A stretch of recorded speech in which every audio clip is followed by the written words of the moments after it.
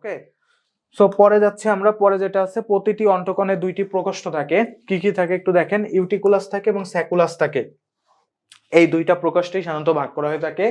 ইউটিকুলাস আছে অন্ডকোণের উপরের দিকে গোলাকার প্রকোষ্ঠ, উপরের দিকে। আর ইউটিকুলাসের দুটি উলম্ব এবং একটা আনুভূমিকভাবে মোট 3টি অর্ধবৃত্তাকার নালী সমকালে থাকে। এগুলো খুব বেশি দরকার নাই, জাস্ট আছে এটা মনে রাখলেই হবে। ওকে, সো এরপরে যে আমরা, এরপরে যেটা আছে সেটা হচ্ছে অন্তঃকর্ণ। অন্তঃকর্ণ আছে এন্ডোলিম্ফ নামে তরলে পূর্ণ থাকে, এটা একটু মনে রাখতে হবে। অর্ধবৃত্তাকার নালীর নিচে অ্যাম্পুলা থাকে, খুব গুরুত্বপূর্ণ। অর্ধবৃত্তাকার যে নালী আছে তার নিচে আছে অ্যাম্পুলা থাকে। আর স্যাকুলাসের নিচে পেঁচানো অংশ আছে ককলিয়া। ইউস্টিশিয়ান নালী মধ্যকর্ণ হতে অন্তঃকর্ণ পর্যন্ত বিস্তৃত। ইউস্টিশিয়ান নালী আছে মধ্যকর্ণ হতে অন্তঃকর্ণ পর্যন্ত বিস্তৃত। কর্নাস্তে আছে 3টি, ম্যালিয়াস ইনকাস স্টেপিস, কানের ছিদ্রপথ হচ্ছে ফেনেস্টা ওভালিস। এই যে পয়েন্টগুলো আছে এখান থেকে লাস্টের 3টা পয়েন্ট খুব গুরুত্বপূর্ণ, এটা ভালোভাবে মনে রাখতে হবে। পরে দেখি আমরা এখন আসলে রাসায়নিক সমন্বয় অর্থাৎ হরমোন নিয়ে আমরা এখন একটু কথা বলবো। তো রাসায়নিক সমন্বয়ের আগে একটু পড়ে নিই। রাসায়নিক সমন্বয় বলতে হরমোন আমাদের মোট 2 ধরনের বিষয় আছে, একটা আছে হরমোন আর একটা হচ্ছে এনজাইম।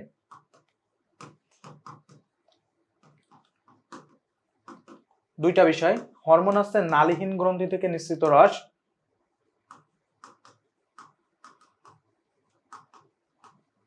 আর এনজাইম হচ্ছে নালীযুক্ত।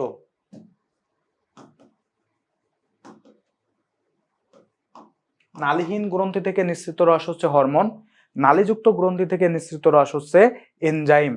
গ্রন্থি প্রকৃতপক্ষে বিশেষ ধরনের রূপান্তরিত আবরণী কলা, পয়েন্টটা মনে রাখতে হবে। গ্রন্থি কি? গ্রন্থি হচ্ছে রূপান্তরিত আবরণী কলা। গঠন ও কার্যগতভাবে বিশেষিত কোষগুচ্ছ যখন দেহের জৈবিক প্রক্রিয়ায় কাজকে নিয়ন্ত্রণ করে তো সেটাকে বলা হচ্ছে গ্ল্যান্ড বা গ্রন্থি। মানে যে রসটা বা পাচক রস নিঃসরণ করে, যেটা বা রসটা নিঃসরণ করে বা কেমিক্যালটা নিঃসরণ করে, সেটা যখন আছে জৈবিক প্রক্রিয়া চালু করতে সাহায্য করে, সেটাই হচ্ছে আমাদের গ্রন্থি বা গ্ল্যান্ড। এককোষী গ্রন্থি, যেটা আসলে একটা কোষই আছে গ্রন্থি হিসেবে কাজ করে। কি কি আছে দেখেন, ক্ষুদ্রান্তের মিউকাস স্তরে গবলেট কোষ, এই উদাহরণগুলো লাগবে। ক্ষুদ্রান্তের মিউকাসের গবলেট কোষ, হাইডার অন্তঃপ্রাচীরের গ্রন্থি কোষ, হাইডার অন্তঃপ্রাচীরের গ্রন্থি কোষ, এইগুলা সব হচ্ছে এককোষী, একটা কোষ, এবং সেটাই হচ্ছে কি নিঃসরণের কাজটা করে। বহুকোষী, মানুষের লালা গ্রন্থি, অগ্নাশয় এবং যকৃৎ ইত্যাদি। লালা গ্রন্থি, অগ্নাশয় আর যকৃৎ হচ্ছে কি বহু গ্রন্থি। অগ্নাশয়, লালা গ্রন্থি আর যকৃৎ হচ্ছে কি বহু গ্রন্থি। এরপর হচ্ছে বহিঃখরা গ্রন্থি, যে গ্রন্থি নালীযুক্ত এবং এদের নিঃসৃত রস হচ্ছে কি জুস নামে পরিচিত, তাকে বলা হচ্ছে বহিঃগ্রন্থি। দ্যাটস মিন্স হচ্ছে এনজাইম। বহিঃগ্রন্থি মানে কি এনজাইম। যেমন কি কি আছে একটু উদাহরণ দেখেন। এনজাইমের উদাহরণের মধ্যে রয়েছে আছে, প্রথমে আছে দেখেন এই যে লেখা আছে লালা গ্রন্থি আছে, যকৃৎ আছে এবং অগ্নাশয় আছে। লালা গ্রন্থি, যকৃৎ এবং অগ্নাশয় এই জায়গাগুলো থেকে বহিঃখরা গ্রন্থি, দ্যাটস মিন্স এনজাইম কিন্তু নিঃসৃত হয়। যেসব গ্রন্থি নালীযুক্ত হলেই সেটা হচ্ছে বহিঃখরা। আর অন্তঃখরাটা কি হবে, নালীহীন হইলে হচ্ছে সেটা অন্তঃখরা। এই যে নালীহীন, নালীহীন বা গ্রন্থি নালীহীন, নালীহীন মানে কি নালীবিহীন, সেটা কি হবে অন্তঃখরা। তার মানে কি হবে, এটা হচ্ছে হরমোন। হরমোনের উদাহরণ হচ্ছে পিটুইটারি গ্রন্থি আর থাইরয়েড গ্রন্থি। থাইমাস গ্রন্থি আছে, ডিম্বাশয় গ্রন্থি আছে, অনেক কিছু আছে। তো পিটুইটারি গ্রন্থি আর থাইরয়েড গ্রন্থি হচ্ছে অন্তঃখরা গ্রন্থি। এনজাইম বহিঃখরা গ্রন্থি থেকে নিঃসৃত হয়। উৎসেচকের প্রধান উপাদান হচ্ছে কি আমিষ। এনজাইম যে নিঃসৃত হয় আমিষ, এনজাইমের মূল উপাদান হচ্ছে কি আমিষ, বা প্রধান উপাদান কি আমিষ। আর কিছু আছে মিশ্র, যেখানে আছে আপনার বহিঃকরা এবং অন্তঃকরা, অর্থাৎ এনজাইম প্লাস হরমোন দুইটাই যারা নিঃসরণ করে তাদেরকে বলা হয়েছে মিশ্র গ্রন্থি। কি কি আছে, অগ্নাশয়, শুক্রাশয়, ডিম্বাশয়, অর্থাৎ লাস্টে যাদের শয় থাকে, শয় এই শব্দটা থাকে, তারা হচ্ছে কি হয়ে থাকে ভাইয়া, তারা হয়ে থাকে হচ্ছে মিশ্র। সুন্দর করে মনে রাখতে হবে, যাদের লাস্টে আছে শয়, তালিবর্ষ অন্তস্থ শয় থাকে, তারা হয়ে থাকে মিশ্র। গ্রন্থির প্রকারভেদ, কোষের সংখ্যার ভিত্তিতে গ্রন্থি হচ্ছে 2 ধরনের, একটা হচ্ছে এককোষী আর একটা হচ্ছে বহুকোষী। এটা অলরেডি আমরা পড়ে ফেলছি, সো এটা আমাদের আর পড়ার কিছু নাই। ওকে, সো পরে যাই আমরা। পরে হচ্ছে অন্তঃক্ষরা গ্রন্থি থেকে নিঃসৃত পদার্থ সরাসরি রক্তে পতিত হয়, অর্থাৎ রক্তের মাধ্যমে হচ্ছে সেটা বাহিত হয়।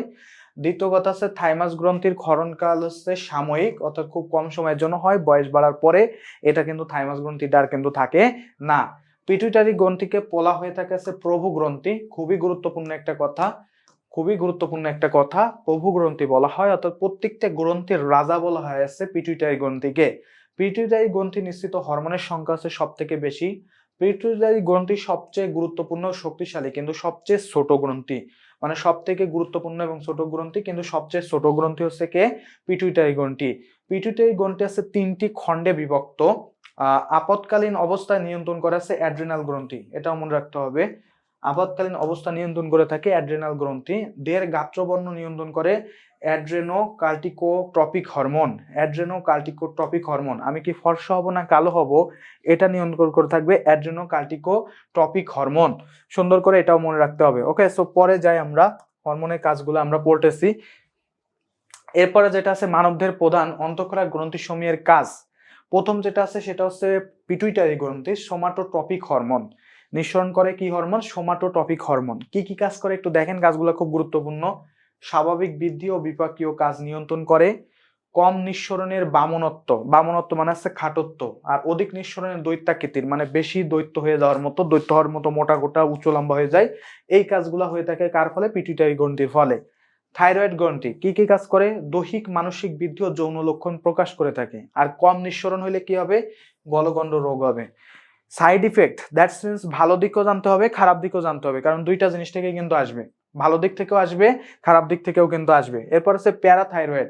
প্যারাথাইরয়েড আছে অধিক নিঃসরণ ফলে কি হয়ে থাকে একটু দেখেন, বৃক্কে পাথর, দ্যাটস মিনস কিডনিতে পাথর, যেটাকে আমরা বলে থাকি কিডনি পাথর, সেই কাজটা হয়ে থাকে এই যে প্যারাথাইরয়েডের ফলে।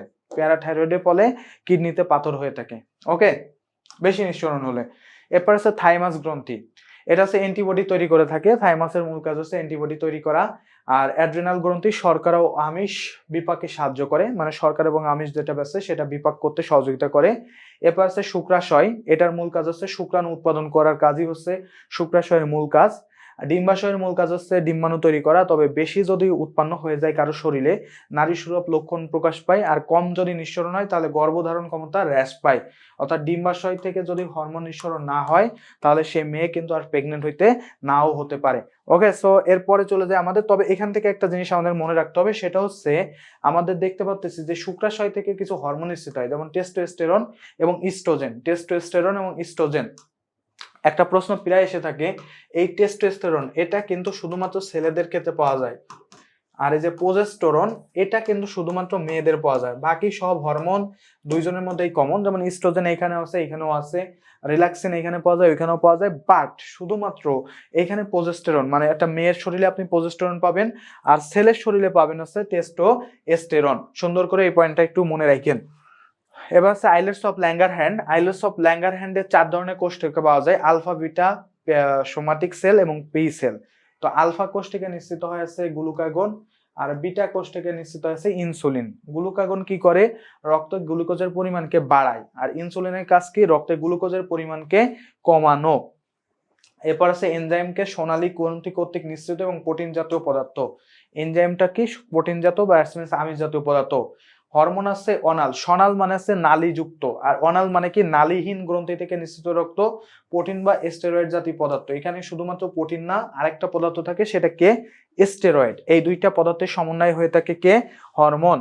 থাইরয়েড গ্রন্থি আছে 20 থেকে 25 গ্রাম। থাইরয়েড গ্রন্থি সাধারণত হয়ে থাকে কত? 20 থেকে 25 গ্রাম। আইলেটস অফ ল্যাঙ্গারহ্যান্ড হলো অগ্নাশয়ের, প্যানক্রিয়াস অগ্নাশয়ের একটা অংশ। পিনিয়াল গ্রন্থি আছে মেলাটোনিন থাকে। পিনিয়াল গ্রন্থিতে কি থাকে? মেলাটোনিন। এই পয়েন্টটাও খুবই গুরুত্বপূর্ণ একটা পয়েন্ট। পিনিয়াল গ্রন্থিতে থাকে আছে মেলাটোনিন থাকে। সুন্দর করে মনে রাখতে হবে, জাস্ট একটু ভালোভাবে মনে রাখা দরকার। ওকে, সো পরে দেখি আমরা কি আছে। শুক্রাশয়ে টেস্টোস্টেরন এবং ইস্ট্রোজেন হরমোন থাকে, এটা আমরা পড়ছি। এনজাইম আছে বহিঃক্ষরা গ্রন্থি এবং প্রোটিন জাতীয়। হরমোন হচ্ছে অন্তঃক্ষরা গ্রন্থি, প্রোটিন এবং স্টেরয়েড জাতীয়। অন্তঃক্ষরা গ্রন্থি হচ্ছে নালীবিহীন। এগুলো আমরা অলরেডি পড়ছি, সো আমরা এগুলো জানি। সো পরে দেখি এখন আমরা চোখের মাধ্যমে এন্ডোক্রাইনাল গ্রন্থি সমূহের অবস্থান এবং সেইগুলা সম্পর্কে আমরা একটু জানবো, সেগুলা কোথা থেকে কিভাবে সৃষ্টি হয় এবং কি কি উৎপাদন করে। তো সর্বপ্রথম চলে যাচ্ছি যে আমাদের যে সর্বপ্রথম আছে পিটুইটারি গ্রন্থি, যেটাকে প্রভু গ্রন্থি বলা হয়। তো এখানে সর্বপ্রথম একটা কথা বলে রাখি যে আমাদের প্রভু গ্রন্থির মধ্যে প্রথম যেটা এখানে দেখতে পাচ্ছেন 7টা হরমোন আছে, এখানে 7টা, STS, THS, SCTH, FHH, LH, GTH, LTH, এই যে এখানে 7টা আছে, এই 7টা হচ্ছে পিটুইটারি গ্রন্থির অগ্রভাগ এবং এই 7টা থেকে কিন্তু ভেরি ভেরি ইম্পর্টেন্ট, কারণ এই 7টা থেকে সব থেকে বেশি প্রশ্ন আসে। STS, তারপরে TSH, LH, FSH, তারপরে GTH, LTH কি কি কাজ করে এখানে লেখা আছে। বৃদ্ধি নিয়ন্ত্রণ করে, থাইরয়েড গ্রন্থির বৃদ্ধি, ক্ষরণ ও কার্যকারিতা নিয়ন্ত্রণ করে, অ্যাড্রেনাল গ্রন্থির কর্টেক্স অঞ্চলের বৃদ্ধি, ক্ষরণ ও কার্যকারিতা নিয়ন্ত্রণ করে, জনন গ্রন্থির বৃদ্ধি, ক্ষরণ ও কার্য নিয়ন্ত্রণ করে, মাতৃদেহে দুগ্ধ ক্ষরণ নিয়ন্ত্রণ করে। জাস্ট আসছে এই কথাগুলো খুব সুন্দর করে মনে রাখতে হবে। আমি যেগুলা বললাম যে এইগুলার প্রধান কাজ কি, এটা সুন্দর করে মনে রাখতে হবে। এবার মধ্যভাগ, অর্থাৎ পিটুইটারি গ্রন্থির মধ্যভাগ থেকে MSH, এগুলো আসছে বেশি ইম্পর্টেন্ট না, বাট প্রথম যেটা আছে অগ্রভাগ, এই অগ্রভাগটা আসছে বেশি গুরুত্বপূর্ণ। এই অগ্রভাগটা খুব সুন্দর করে মনে রাখতে হবে। MSH আছে স্থিতি ঘটিয়ে ত্বকের রং নিয়ন্ত্রণ করে থাকে, অর্থাৎ ত্বকের রংটা কেমন হবে, কালো হবে না, ফর্সা হবে না, সাদা হবে, এই জিনিসটা নিয়ন্ত্রণ করে থাকে হচ্ছে আমাদের MSH। আর পশ্চাৎভাগ হচ্ছে কি, বৃক্কীয় নালীর পানি শোষণ ক্ষমতা নিয়ন্ত্রণ করে। আপনি যদি এই চালটা বলতে পারেন আপনার আর কিচ্ছু লাগবে না, আর কিচ্ছু বলতে হবে না, এখান থেকে কমনলি 2 মার্ক পেয়ে যাবেন। এই চালটা বলতে হলে আর কিছু লাগে না, এখান থেকে 1 থেকে 2 মার্ক আপনি অনায়াসে পেয়ে যাবেন। ওকে, পরে চালটা দেখেন কি আছে, থাইরয়েড। থাইরয়েডে কি আছে, থাইরক্সিন। এটা কি করে, বিপাক ও বৃদ্ধি নিয়ন্ত্রণ ও যৌন লক্ষণ প্রকাশে সাহায্য করে, এই কাজটা লাগবে।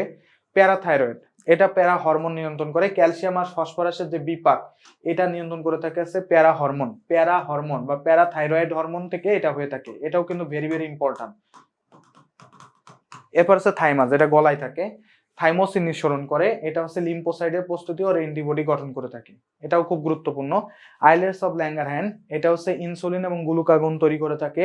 রক্তের শর্করা জাতীয় পরিমাণ বৃদ্ধি পেলে আছে বৃদ্ধি কমানো, মানে এই যে ইনসুলিনের কাজ হচ্ছে কমানো আর গ্লুকাগনের কাজ হচ্ছে বাড়ানো, এই দুইটা কাজ করে থাকে কে, আইলেটস অফ ল্যাঙ্গারহ্যান্স। জাস্ট আছে এই পয়েন্টগুলো এবং কাজগুলো খুব গুরুত্বপূর্ণ, এটা পড়া লাগবে। ওকে, সো পরে যাই আমরা, পরে আছে অ্যাড্রেনাল। অ্যাড্রেনালের কাজ হচ্ছে কি, অ্যাড্রেনাল গ্ল্যান্ড বা সুপ্রেনাল গ্ল্যান্ড আছে গ্লুকোকর্টিকয়েড হরমোন নিঃসরণ করে বা মিনারেল কর্টিকয়েড বা যৌন কর্টিকয়েড। এর কাজ হচ্ছে শর্করা বিপাকে সাহায্য করা, খনিজ লবণের বিপাক নিয়ন্ত্রণ করা আর যৌনাঙ্গের বৃদ্ধি আর যৌন লক্ষণ প্রকাশে সাহায্য করা। এই কাজগুলা করে থাকে কে, অ্যাড্রেনাল বা সুপ্রেনাল গ্ল্যান্ড। এরপর আছে মেডুলা। মেডুলা আছে অ্যাড্রেনালিন আর নর অ্যাড্রেনালিন থাকে, এগুলার যে জরুরি কাজগুলা লাগবে, কাজগুলা ভেরি ভেরি ইম্পর্টেন্ট, সো এটা একটু ভালো করে পড়বেন। পিনিয়াল গ্রন্থি আছে মেলাটোনিন নিঃসরণ করে থাকে, এটা দুইটা কাজ করে থাকে, ফসফরাস বিপাক, ফুসফুস না, ফসফরাস বিপাককে দ্রুত করে আর যৌন অঙ্গের সক্রিয়তা ঘটানোর কাজটাও কে করে থাকে, এই পিনিয়াল করে থাকে। জাস্ট এই পয়েন্টটা খুব সুন্দর করে মনে রাখবেন। ওকে, কাজগুলা জাস্ট ইম্পর্টেন্ট বেশি। এরপর আছে শুক্রাশয়, এটা কি কাজ করে, এন্ড্রোজেন ক্ষরণ করে, পুরুষ দেহের যৌনাঙ্গের বৃদ্ধি ঘটানো, যৌন লক্ষণ প্রকাশে সহায়তা করা এবং শুক্রাণু উৎপাদন করা অব্যাহত রাখে। আর ডিম্বাশয় আছে কি করে, ইস্ট্রোজেন ক্ষরণ করে এবং প্রোজেস্টেরন ক্ষরণ করে। এটা আছে মেয়েদের আছে বৈশিষ্ট্যকে সরব করা বা মেয়েদের যে বৈশিষ্ট্য আছে, মেয়ে সুলভ যে বৈশিষ্ট্যগুলো আছে সেগুলো আছে নিয়ন্ত্রণ, জরায়ু ভ্রূণ সৃষ্টি, ডিম্বাণু সৃষ্টি, এই কাজগুলোকে সহযোগিতা করে থাকে ডিম্বাশয় থেকে নিঃসৃত ইস্ট্রোজেন আর প্রোজেস্টেরন। এরপর আছে মানব জীবনে, আমরা আছে মোটামুটি আলহামদুলিল্লাহ আমাদের কিন্তু 8 নম্বর যে অধ্যায়টা আছে মানব জীবনের সমন্বয়, এখানে কিন্তু শেষ হয়ে গেল, কারণ এখানে 3টা পার্টে পড়তে হয়। 1 মস্তিষ্ক, 2 নম্বর আছে আমার চোখ কান এবং লাস্টে আছে রাসায়নিক। তো এই 4টা থেকে মোটামুটি মানবদের যে সমন্বয় আছে এখান থেকে কিন্তু 2টা প্রশ্ন কিন্তু পরীক্ষা আসেই, তো যার কারণে এই টপিকটা কিন্তু ভালো করে একটু পড়তে হবে। ওকে, এরপরে আমাদের যে টপিকটা আছে সেটা হচ্ছে মানব জীবনের ধারাবাহিকতা। এখন আমরা আসলে মানব জীবনের ধারাবাহিক, একজন মানুষ আমরা জানি যে মায়ের পেট থেকে সে জন্ম নেওয়ার পরে আস্তে আস্তে ধীরে ধীরে বয়সন্ধিকালে আসে, বয়সন্ধিকাল থেকে যৌবনে আসে, যৌবন থেকে সে মধ্যবয়সী হয়, তারপর সেখান থেকে বুড়া হয় এবং লাস্টে আসছে মৃত্যুর মাধ্যমে একজন মানুষের জীবন শেষ হয়। তো এই যে পুরো প্রসেসটা কিভাবে হলো, একটা মানুষের সৃষ্টি হলো কিভাবে এবং সেখান থেকে সে আস্তে আস্তে কিভাবে বয়সের ক্রমে উপরের দিকে উঠলো, এই বিষয়গুলো নিয়ে আমরা একটু আলোচনা করব। তো সর্বপ্রথম যেটা আছে, মানুষ সৃষ্টি করতে গেলে বা সবকিছু করতে গেলে 2টা জিনিসের দরকার হয়। একটা হচ্ছে আমাদেরকে অবশ্যই একটা পুরুষ লাগবে এবং একটা মহিলা লাগবে, কারণ পুরুষ এবং মহিলার যে মিলনের ফলে সৃষ্টি হয়ে থাকে নতুন একটা প্রজন্মের সৃষ্টি, অর্থাৎ বাচ্চার সৃষ্টি হয়। তো সর্বপ্রথম আমরা পুরুষ প্রজনন তন্ত্রের কিছু অংশ সম্পর্কে একটু আলোচনা করি। তো প্রথমে আছে শুক্রাশয়। শুক্রাশয় মানে যেখান থেকে শুক্রাণু তৈরি হয়। শুক্রাশয় হচ্ছে বাম দিকের স্কোলটাম বড় এবং কিছুটা ঝোলানো। জাস্ট এই পয়েন্টটা একটু মনে রাখতে হবে। আমাদের স্কোলটাম থাকে দুইটা, একটা হচ্ছে ডান দিকে থাকে আর একটা হচ্ছে বাম দিকে থাকে। বাম দিকের থেকে একটু ঝোলানো এবং কি সেটা হচ্ছে একটু বড় ধরনের। ওকে, এরপরে যেটা আছে শুক্রাশয়ের ওজন। শুক্রাশয়ের ওজন হয়ে থাকে 10 থেকে 12 গ্রাম। এই পয়েন্টটাও খুব গুরুত্বপূর্ণ, এটাও মনে রাখতে হবে। শুক্রাশয় উৎপন্ন করা হয় এবং টেস্টোস্টেরন নামক হরমোন ক্ষরণ করে। শুক্রাণু কি করে? শুক্রাণু উৎপাদন করে আর টেস্টোস্টেরন হরমোন ক্ষরণ করে। তাহলে শুক্রাশয়ের মূল কাজগুলো হচ্ছে এটা, যে স্কুটাম করবে, মূল কাজ হচ্ছে কি শুক্রাণু তৈরি করা এবং টেস্টোস্টেরন হরমোন ক্ষরণ করা। এটাই হচ্ছে শুক্রাণুর বা শুক্রাশয়ের মূল কাজ। অবশ্য এরপরে যে আমাদের পরের যে অঙ্গটা আছে সেটা হচ্ছে এপিডিডাইমিস। এটাকে একটু দেখি। বেসিক্যালি এখান থেকে হেডলাইন গুলো ইম্পর্টেন্ট। বলতে পারে যে নিচের কোনটি আসলে পুরুষ প্রজনন তন্ত্রের অংশ, নিচের কোনটি আছে স্ত্রী প্রজনন তন্ত্রের অংশ। সো পুরুষ প্রজনন তন্ত্রের অংশ যদি এখান দিয়ে দেয় এপিডিডাইমিস, তখন আমি এটা উত্তর করব, আর যদি না দেয় তখন আমরা উত্তর করব না। তো এপিডিডাইমিস হচ্ছে শুক্রাণুর ভিতর থেকে তরল ও কঠিন অসার পদার্থ আলাদা করে ওদের নিষেক ক্ষমতা বাড়ায় এবং পুষ্টি পদার্থ ক্ষরণ করে শুক্রাণুকে সতেজ রাখে। এপিডিডাইমিসের কাজ হচ্ছে কি শুক্রাণুকে আসছে পুষ্টি দিবে, তাকে সতেজ রাখবে এবং তার আসছে কি করবে? সতেজ রাখবে। এবার আছে ভাঁজ ডিফারেন্স। ভাঁজ ডিফারেন্স আছে প্রধান কাজ হচ্ছে সঙ্গমের সময় দ্রুত শুক্রাণু পরিবহন করে। সঙ্গমের সময় অর্থাৎ মিলনের সময় আছে দ্রুত শুক্রাণু পরিবহন কাজটা করে কে? ভাঁজ ডিফারেন্স। এই পয়েন্টটা একটু মনে রাখবেন। কিছু সময়ের জন্য শুক্রাণু জমা রাখাও এদের কাজ। এরপর আছে সেমিনাল ভেসিকল। সেমিনাল ভেসিকলের মূল কাজ হচ্ছে সিমেন্স উৎপাদনের জন্য বিপুল পরিমাণ পিচ্ছিল থকথকে পদার্থ ক্ষরণ করা এই সেমিনাল ভেসিকলের কাজ। তাহলে সেমিনাল ভেসিকলের মূল কাজ হচ্ছে সিমেন্স উৎপাদন করা। এরপর আছে ক্ষেপণনালী। ক্ষেপণনালী হচ্ছে সেমিনাল থলিকার ক্ষরণকে সহ শুক্রাণুর ইউরেথ্রায় পৌঁছে দেয়। শুক্রাণুর ইউরেথ্রায় কি করে? পৌঁছে দেয়। অর্থাৎ আমরা জানি যে পেনিসের মাধ্যমে তো শুক্রাণু সঙ্গম ঘটে থাকে। তো ক্ষেপণনালীর মাধ্যমে কি হয়? এটা দিয়ে আসছে আমাদের যে শুক্রাণু শুক্রাশয় তৈরি হয়েছে সেটা সুন্দর করে আসছে কিসে নিয়ে যায়? ইউরেথ্রায় নিয়ে যায়। সেই ইউরেথ্রায় পৌঁছান দেওয়ার কাজটা হচ্ছে কার? এই যে ক্ষেপণনালীর। এরপর দেখি জনন গ্রন্থি। তো আমাদের বেশ কিছু জনন গ্রন্থি আছে, এর মধ্যে আছে পোস্টেট গ্রন্থি ও নাশপাতি আকৃতির। এটা মনে রাখতে হবে, এটা খুব গুরুত্বপূর্ণ, প্রায় এসে থাকে। পোস্টেট গ্রন্থি কেমন দেখতে? নাশপাতি আকৃতির। জনন গ্রন্থির মধ্যে আছে পোস্টেট গ্রন্থি, এটা কেমন দেখতে? নাশপাতি আকৃতির। এটা কিন্তু ছেলেদের পাওয়া যায়, মেয়েদের না।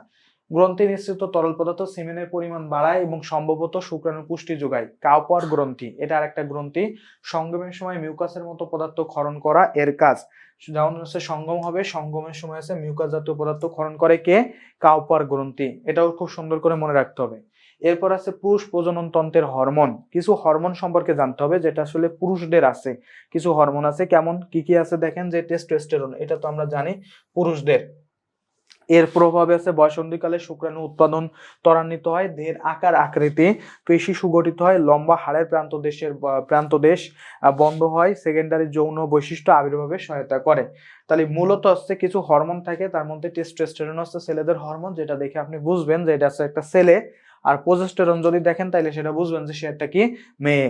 ওকে, এরপর আছে স্ত্রী প্রজনন তন্ত্র। তো ছেলেদের মধ্যে থেকে আমাদের ছেলেদের যে প্রজনন তন্ত্র আছে ভাস ডিফারেন্সিয়া, এপিডিডাইমিস, তারপর আছে ক্ষেপণনালী, এইগুলা তো আমরা পড়লাম, যে সেমিনাল ভেসিকল, এগুলো আমরা পড়ছি। এখন আমরা স্ত্রী প্রজনন তন্ত্রে আসলে কি কি পাবো? তো সর্বপ্রথম যেটা আছে সেটা হচ্ছে ডিম্বাশয়। তো ডিম্বাশয়ের মূল কাজ হচ্ছে ডিম্বাণু তৈরি করা আর আছে প্রজেস্টেরন ক্ষরণ করা। এর মূল কাজ কি? ইস্ট্রোজেন আর প্রজেস্টেরন ক্ষরণ করা। ডিম্বাশয়ের মোট ওজন হচ্ছে 2 থেকে 3.5 গ্রাম। 2 থেকে 3.5 গ্রাম হচ্ছে ডিম্বাশয়ের মোট ওজন। এরপর আসে জরায়ু। জরায়ুকে বেসিক্যালি হচ্ছে মেয়েদের পাওয়া যায়, জরায়ু কিন্তু ছেলেদের পাওয়া যায় না, কারণ জরায়ু হইলে কিন্তু সে আছে প্রেগনেন্ট হইতে পারবে। তো জরায়ুর আছে প্রাচীরকে 3টা স্তরে ভাগ করা থাকে, একটা হচ্ছে বাইরের, একটা মাঝখানের, একটা ভিতরের। তো বহিস্থ পেরিটোনিয়াম, বাইরের যে স্তর আছে তার নাম হচ্ছে কি? পেরিটোনিয়াম। মাঝখানে যেটা থাকে সেটা হচ্ছে মায়োমেট্রিয়াম, আর ভিতরে যেটা থাকে সেটা হচ্ছে এন্ডো। এন্ডো শব্দটা যদি কখনো থাকে তাহলে ধরে নেবেন সেটা হচ্ছে ভিতরের। আর মায়ো আর যদি পেরি, আবার বলি পেরি প্লাস হচ্ছে যদি বলে এক্সো বা অ্যাক্টো, এক্সো বা অ্যাক্টো, এই শব্দগুলা যদি পান তাহলে ধরে নেবেন সেটা হচ্ছে বাইরের। আর যদি এন্ডো শব্দটা থাকে তাহলে ভিতরে। আর যদি কখনো থাকে আছে মায়ো বা আছে গ্যাস্টো তাহলে আছে মাঝখানে। এই পয়েন্টগুলো জাস্ট একটু মনে রাখবেন, মাঝখানে। ওকে, গর্ভাবস্থায় আসছে আমাদের যে জরায়ু আছে সেটা প্রায় 20 গুণ বৃদ্ধি পায়। এটা কিন্তু মেডিকেলের প্রশ্ন এবং এটা প্রায় এসে থাকে। গর্ভাবস্থায় আমাদের জরায়ু মোট 20 গুণ বৃদ্ধি পায়। আমাদের 20 গুণ বৃদ্ধি পায় কে? জরায়ু। এরপর আছে যোনি। যোনির প্রাচীরে অসংখ্য ভাঁজ দেখা যায়, যে ভাঁজগুলাকে বলা আছে রুগী বলে। যোনি যেটা আছে সে যোনির প্রাচীরে অনেকগুলা ভাঁজ দেখা যায়, আসলে সেই ভাঁজগুলাকে কি বলা হয়? রুগী বলা হয়। জাস্ট মনে রাখেন এটা, যোনির ভাঁজকে বলা হয় কি? রুগী। ওকে, ভিলাই কিন্তু না, রুগী বলে। এরপর আছে স্ত্রী প্রজনন তন্ত্রের হরমোনাল ক্রিয়া। তো স্ত্রী প্রজনন তন্ত্রের কিছু হরমোন তো আছে, আমরা জানি যে এখানে এস্ট্রোজেন আর প্রজেস্টেরন ক্ষরণ হয় এবং এর ফলে কি হয়? ডিম্বাশয়ের ফলিকল, প্রধানত কর্পাস লুটিয়াম থেকে উৎপন্ন হয়েছে প্রজেস্টেরন। আর আছে এই হরমোন আছে রজচক্র নিয়ন্ত্রণ করে থাকে। রজচক্রের সময়কাল হচ্ছে 28 দিন। প্রত্যেক মাসে আছে 28 দিন আছে রজকস্ত্র হয়, অর্থাৎ ডিম্বাণু তৈরি হয়। সেই ডিম্বাণু পরিস্ফুটিত না হইলে সেটা নষ্ট হয়ে যায় এবং সেটা শরীর থেকে বের হয়ে যায়। এই সম্পূর্ণ প্রসেসটাই হচ্ছে রজচক্র, মেনস্ট্রুয়াল সাইকেল বলে। এই হরমোনের কারণেই হয়ে থাকে আর গর্ভধারণে সাহায্য করে। রজচক্র হচ্ছে গোনাডোট্রপিক হরমোনের প্রভাবে 12 থেকে 15 বছর বয়সী যে মেয়েরা আছে তাদের ক্ষেত্রে প্রথম হচ্ছে সূত্রপাত ঘটে। কোন হরমোনের প্রভাবে? এটা কিন্তু আসবে, গোনাডোট্রপিক হরমোনের প্রভাবে আছে রজচক্র শুরু হয়।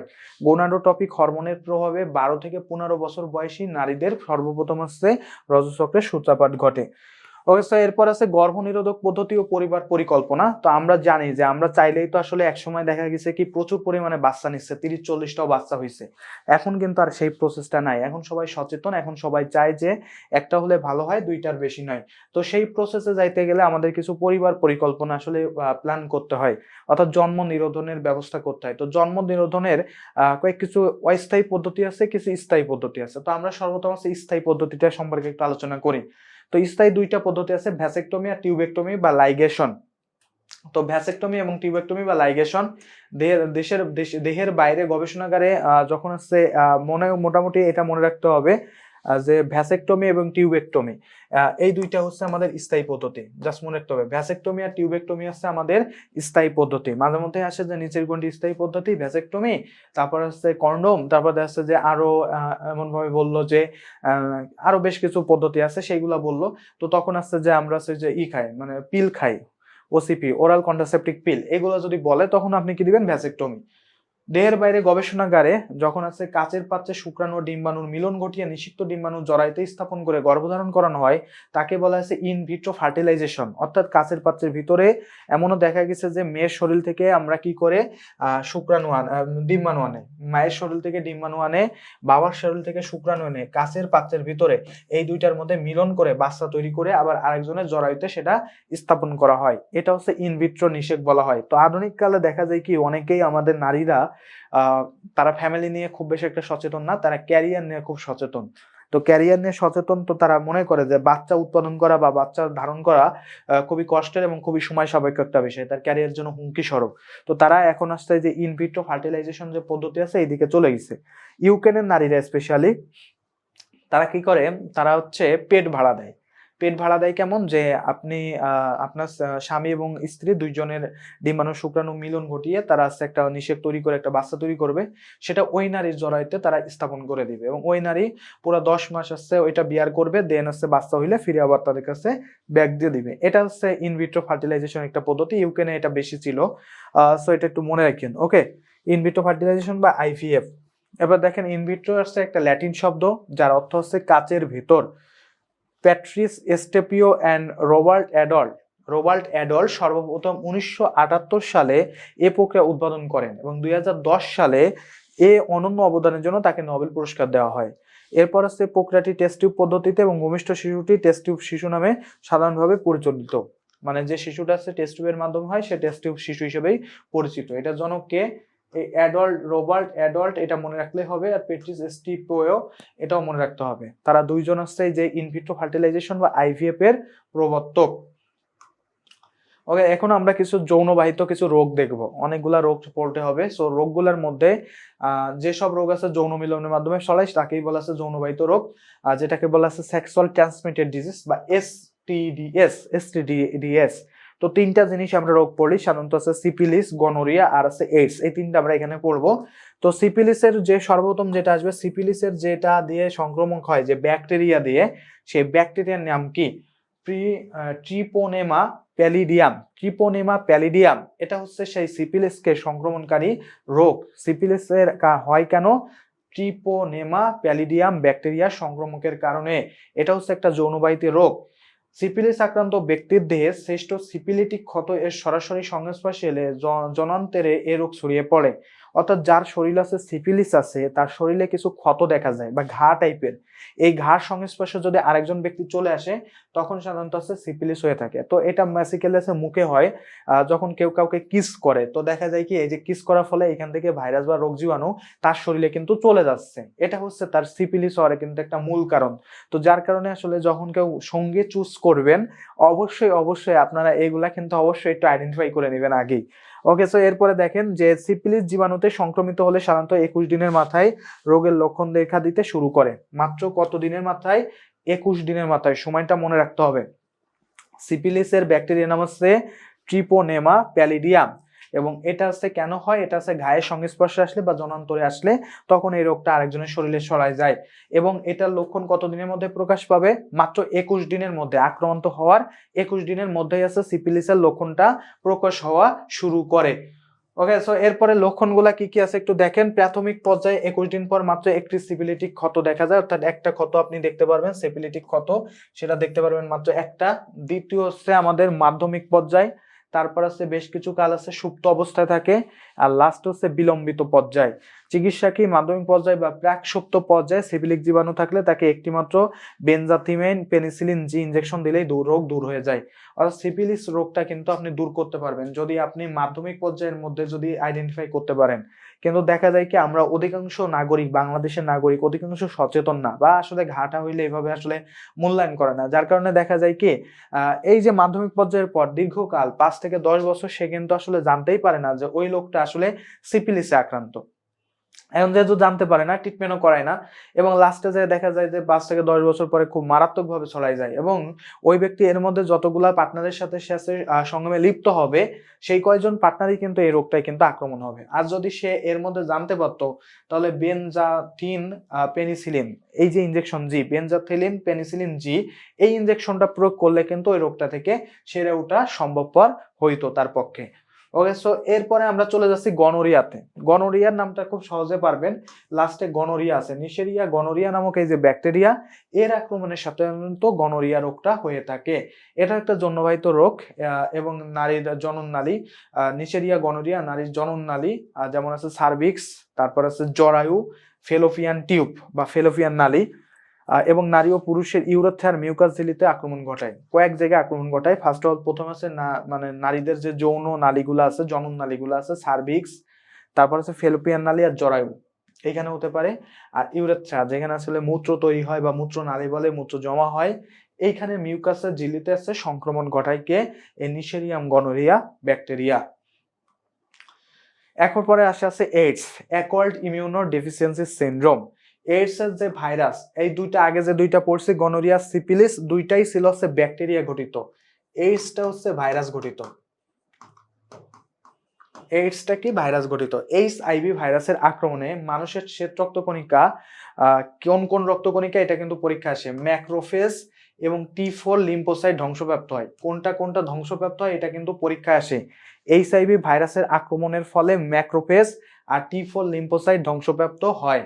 এতে দেহের রোগ প্রতিরোধের ক্ষমতা একেবারে নষ্ট হয়ে যায়। অর্থাৎ আমাদের শরীরে এইডস হলে, এইডস সাধারণত শনাক্তকরণ করা হয়েছিল 1981 সালে, সর্বপ্রথম শনাক্তকরণ করা হয় আমেরিকাতে এবং এটা কিন্তু বিপুল পরিমাণে এখন ছড়াই গেছে। তো ছড়ানোর বেশ কিছু মাধ্যম আছে।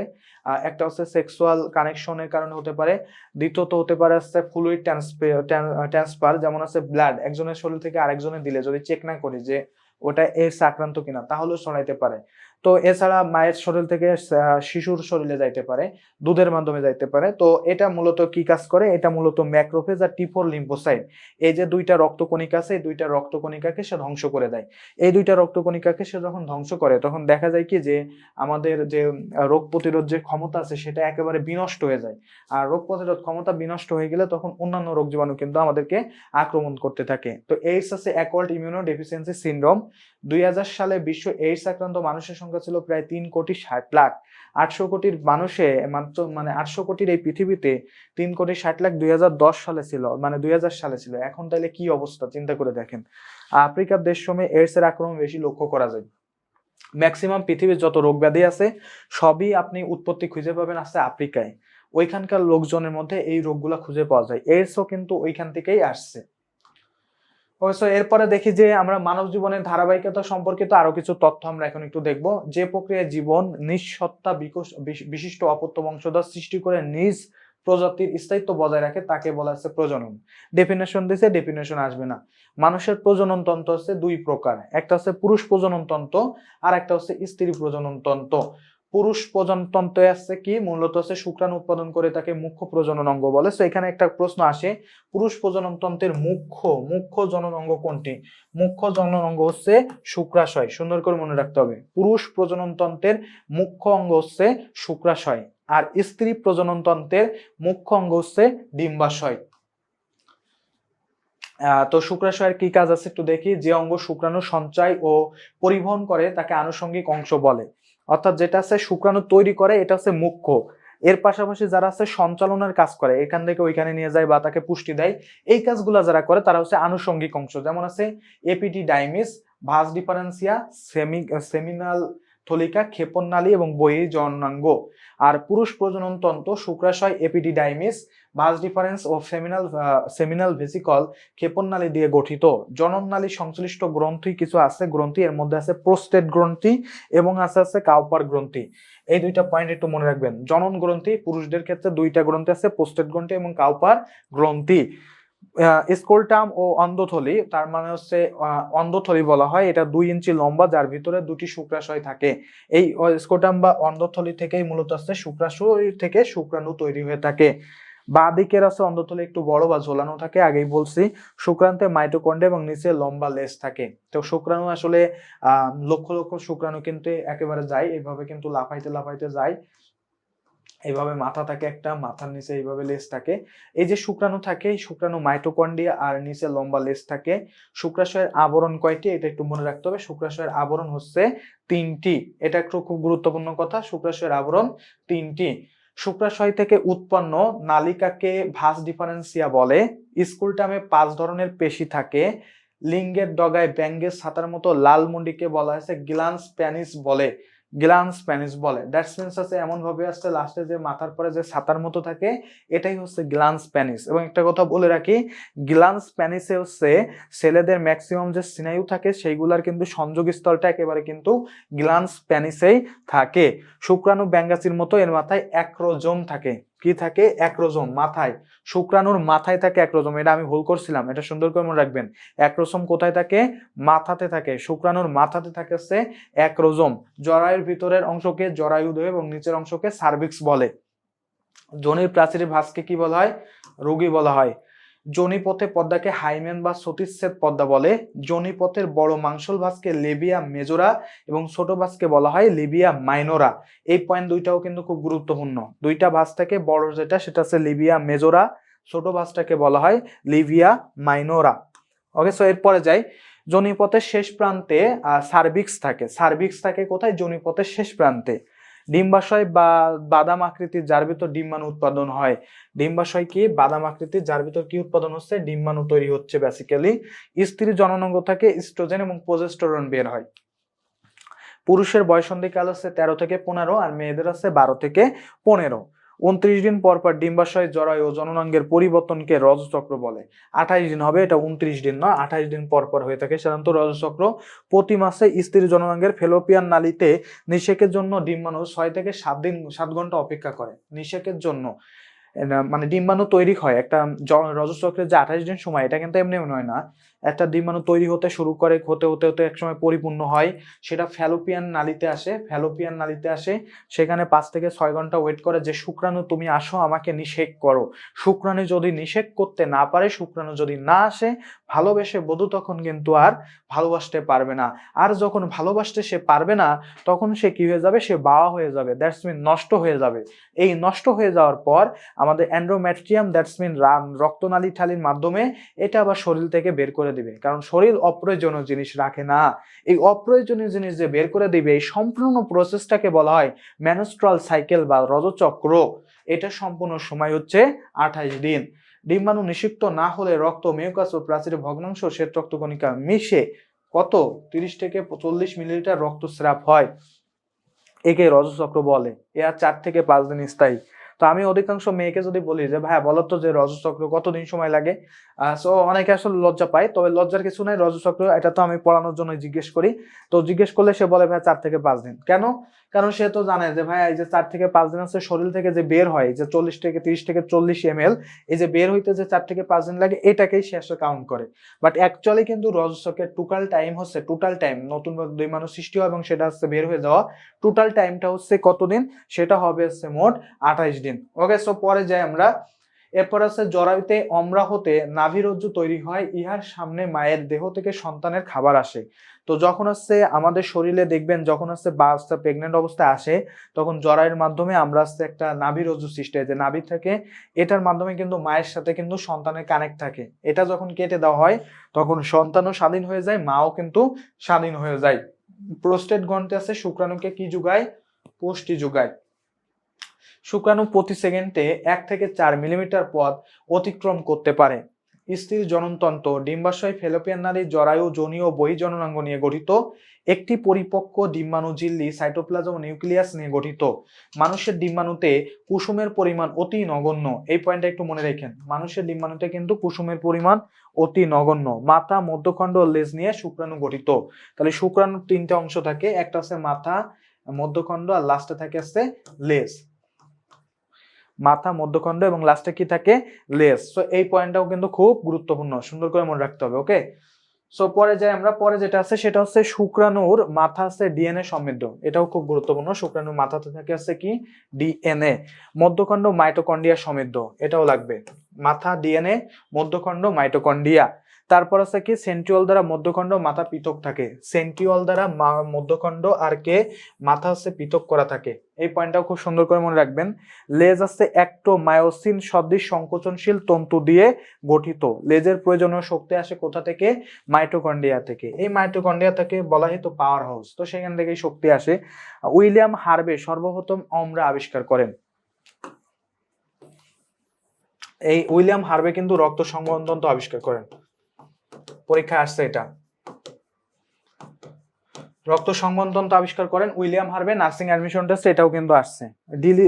ডিসিডিওস প্লাসেন্টা বা পাতি অমরা দেখা যায় মানুষে। পাতি অমরা দেখা যায় কিসে? মানুষেই আছে পাতি অমরাটা বেসিক্যালি দেখা যায়। ওকে, সো পরে যাই আমরা। পরে যেটা আছে সেটা হচ্ছে